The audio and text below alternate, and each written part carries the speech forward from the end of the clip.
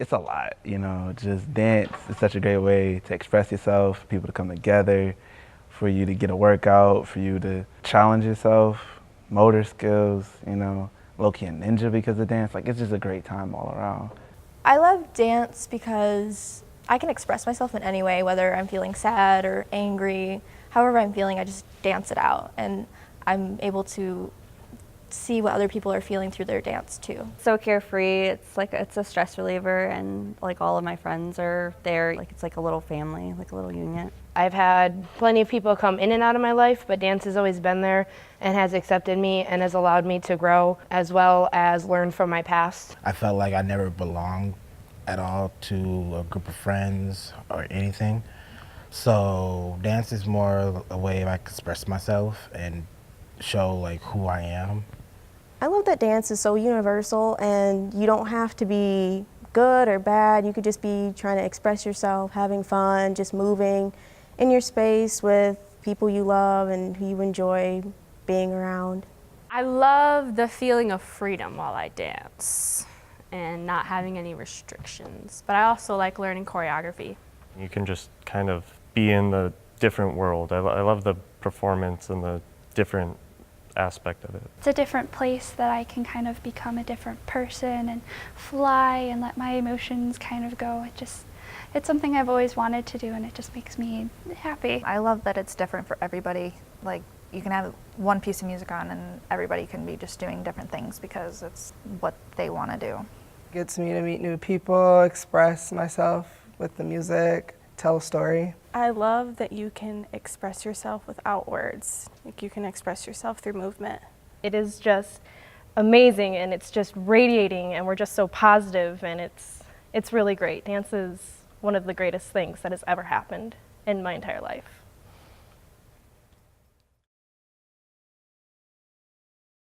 Founder of the Alvin Ailey American Dance Theater and the Ailey School in New York City, Alvin Ailey is credited with many achievements and accolades for his work as an African-American choreographer and as an activist as well. Originally from Texas, Ailey was drawn to dance when he moved to California, and as a young man was introduced to the Horton Dance Company, where he began to develop his technique and style.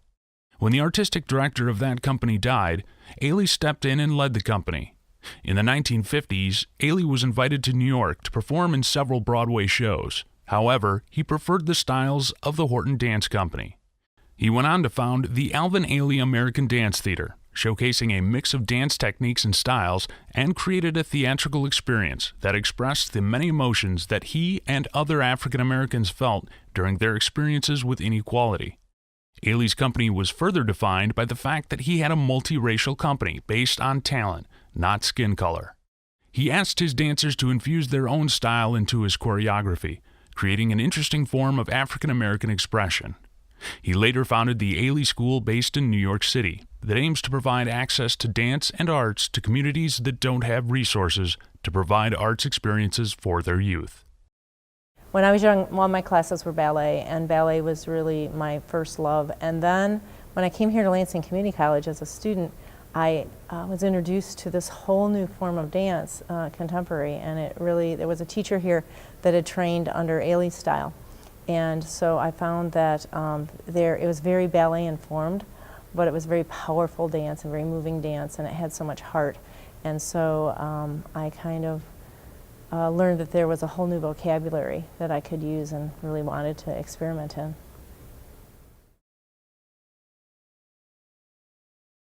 An American dancer and choreographer, William Forsythe is best known for his work with Ballet Frankfurt and the Forsythe Company. He began his training in Florida with the Joffrey Ballet, but it was while at Jacksonville University that he began his formal training with Nolan Dingman and Krista Long. He joined the Stuttgart Ballet, and it was there that he choreographed his first work. He went on to become the company's resident choreographer, as well as creating choreography for other companies around the world. He was appointed the director of the Ballet Frankfurt in 1984 and created his most famous ballet, In the Middle, Somewhat Elevated. In 2005, Forsythe created the Forsythe Company. Forsythe's style uses traditional ballet as a base, but then takes it to extremes. His style is both deconstructive and postmodern in that he uses improvisation in his work. He often includes political themes, but also emphasizes space using movements. Forsyth also likes to play with the expectations of the audience, often changing the staging, lighting, and costuming to subvert audience expectations. When I first started dancing, I looked into dance and I was trying to eat up every bit of dance that I could, which meant a lot of looking at videos online. And there's one video in particular that I remember watching, and it was William Forsyth's duet choreography from In the Middle, Somewhat Elevated. And it's this guy and a girl just doing this really contemporary ballet, sharp movements with kind of crazy music in the background. And I've been inspired to strive for that level of dance since then. Known as the father of American ballet, George Balanchine was an extremely influential Georgian-American ballet choreographer. Growing up being less than enthused by ballet, Balanchine auditioned and joined the Imperial Ballet School in Russia. After his graduation, he enrolled in the Petrograd Conservatory while simultaneously working in the Corps de Ballet for the State Academic Theater for Opera and Ballet, where he choreographed his first work. Years later, he was invited to join the Ballet Russe in Paris as a choreographer, where he was quickly promoted to ballet master. He would go on to found a number of different ballet schools, including Les Ballets 1933, Ballet Russe de Monte Carlo, and in America, the famous School of American Ballet. Balanchine choreographed for 5 movies in Hollywood before he went back to serve as the choreographer for Ballet Russe de Monte Carlo. After World War II, Balanchine returned to New York and formed another company named the Ballet Society. In terms of style, Balanchine drew influence from his time at the Imperial Ballet School and Broadway, and creating his own signature neoclassical style that fuses musicality with speed and athleticism to create precise and clean movements. It's so beautiful, so full and exciting. I want to express myself much better than speaking, and just express all feelings. I just started to do this, and then everybody, you should be a choreographer, then you should be a teacher, and then this is how I became.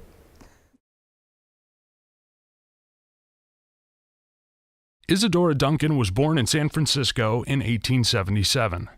When she was growing up in Oakland, California, instead of going to school, she taught dance to local children.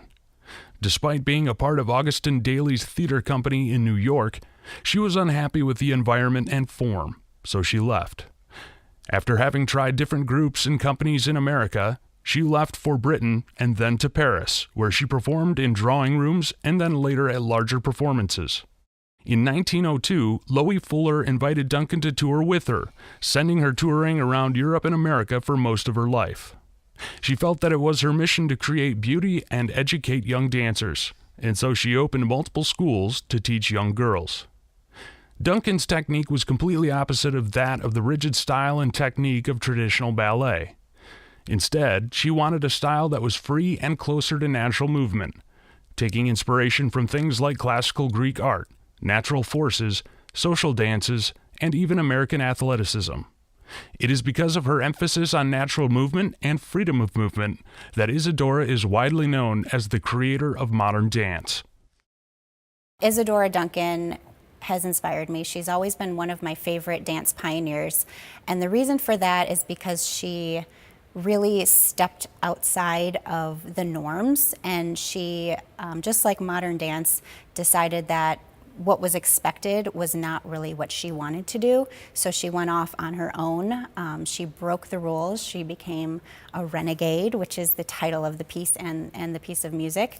And she also was a dance teacher at a very young age. She had a school for dancers, and she taught them, which inspired me, of course, as a dance teacher as well.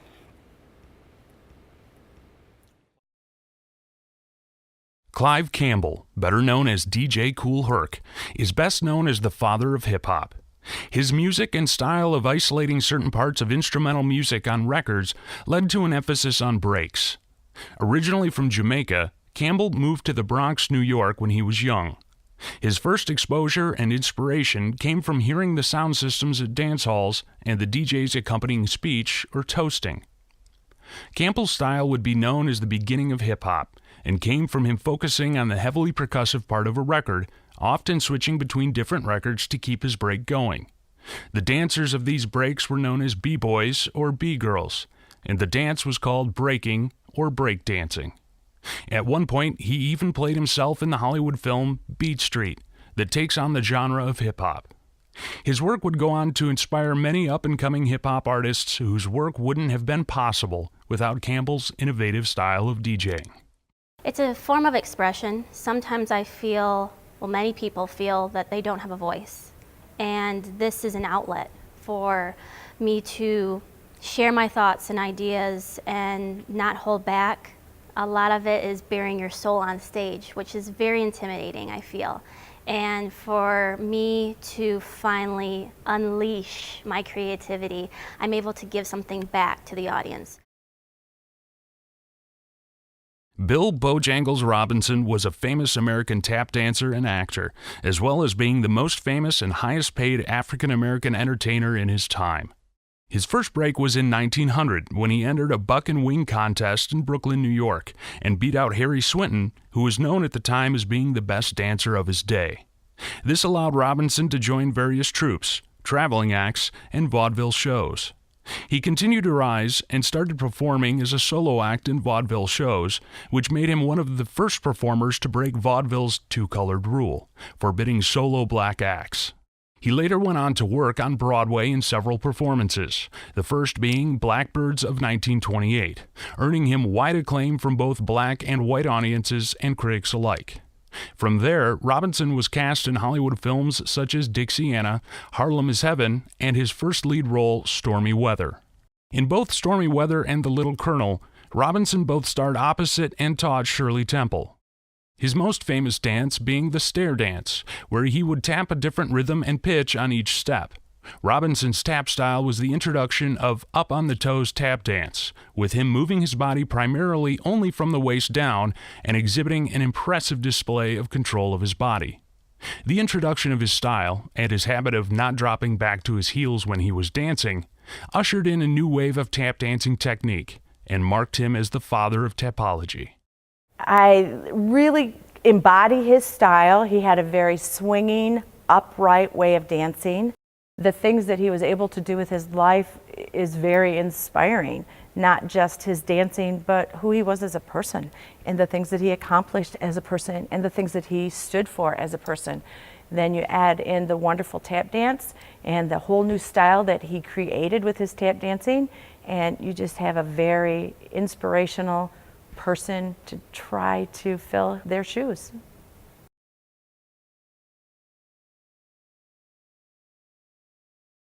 In addition to being a dancer and actor, Michael Kidd was a famous film and stage choreographer and was best known for his work on integrated musicals, where the choreography plays a large role and is tied to the plot of the story. Originally from New York, Michael Kidd first became interested in dance after seeing a modern dance performance. Attending City College of New York for chemical engineering, Kidd left college when he was given a scholarship to the School of American Ballet. He went on to tour as a member of the Corps de Ballet of Lincoln Kirsten's Ballet Caravan. His first Broadway choreography was Finian's Rainbow, for which he won his first Tony Award. His first film success was The Bandwagon, which starred Fred Astaire and Sid Charisse. He is also well known for his work on Seven Brides for Seven Brothers. Kidd's unique and realistic style was a mirror of real life, and he wanted to have plot be the driving force behind the characters dancing. Kidd was the first choreographer to win 5 Tony Awards and 9 Tony nominations. He was awarded an honorary Academy Award in 1997 and was inducted into the American Theater Hall of Fame in 1981. His style was a mix of jazz, ballet, gymnastics, and everyday gestures. His movements were very accessible and enjoyable, and they closely tied to the plot, and they were very character-driven. He was just an amazing person, still very, very humble. It was always said that he never asked anybody to do anything that he wasn't willing to do himself. And if you watch any of his body of choreography, that is pretty amazing, because his choreography is just outstanding and very creative.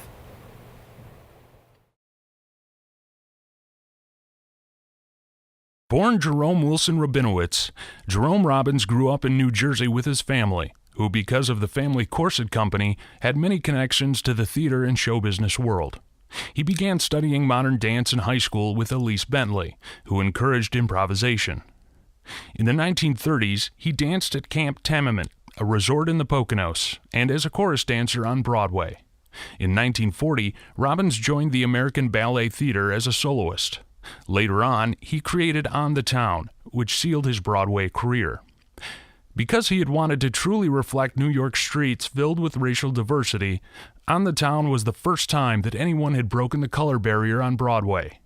In 1949, he left the American Ballet Theater to join the New York City Ballet as Associate Artistic Director, where he continued to shine as both a dancer and choreographer.